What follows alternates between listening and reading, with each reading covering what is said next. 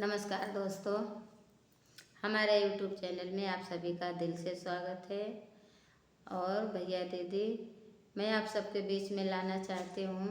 सोहर उठान गीत। सोहर उठान गीत है हमारा, पसंद आए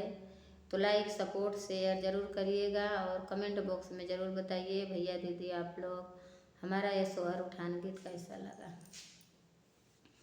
गेहुआ ले गए हाउ का मटरिया ले गए पाल, सरसों माहो ले गए ना, सरसों माहो ले गए ना,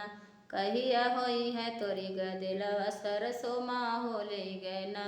कहिया होई है तोरी गदिलवा, सरसों माहो ले गए ना।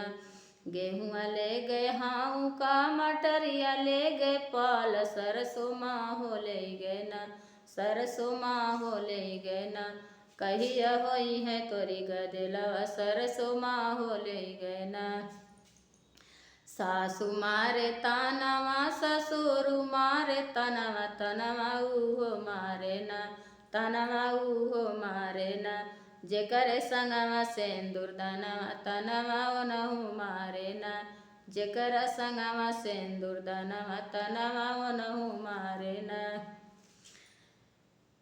गेहूँ ले गए हाउ का मटरिया ले गए पाल, सरसों माहो ले गए ना, गेहूँ ले गए हाउ का मटरिया ले गए पाल, सरसों माहो ले गए ना, सरसों माहो ले गए ना, कहिया होई है तोरी गदिलवा, सरसों माहो ले गए ना, कहिया होई है तोरी गदिलवा, सरसों माहो ले गए ना। जेठ मारे तानवा जेठानी मारे तनवा, तनवा ओनहु मारे ना, जेकरे संगवा सेंदूर दनवा, तनवा ओनहु मारे ना, जेकरे संगवा सेंदूर दनवा, तनवा ओनहु मारे ना।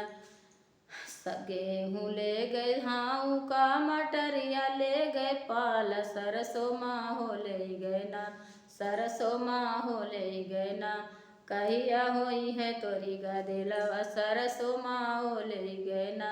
कहिया होई है तोरी गदिलवा, सरसों माहो ले गए ना। देवर मारे तानवा देवरानी मारे तनवा, तनवा ओनहु मारे ना,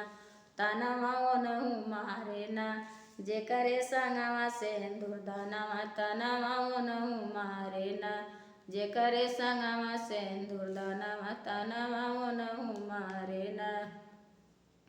गेहूँ ले गए हाउ का मटरिया ले गए पाल, सरसों माहो ले गए ना, सरसों माहो ले गए ना,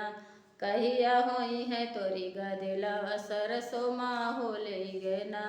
कहिया होई है तोरी गदिलवा, सरसों माहो ले गए ना। गोतिनी मारे तानवा ननदियो मारे तनवा, तनवा ओनहु मारे ना,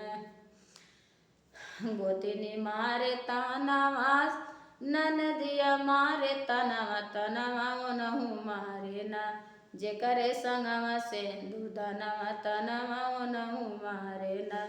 जेकरे संगवा सेंदूर दनवा, तनवा ओनहु मारे ना। नमस्कार दोस्तों, ये हमारा सोहर उठान गीत पसंद आए तो लाइक सपोर्ट शेयर ज़रूर करिएगा और कमेंट बॉक्स में ज़रूर बताइए हमारा ये सोहर उठान गीत कैसा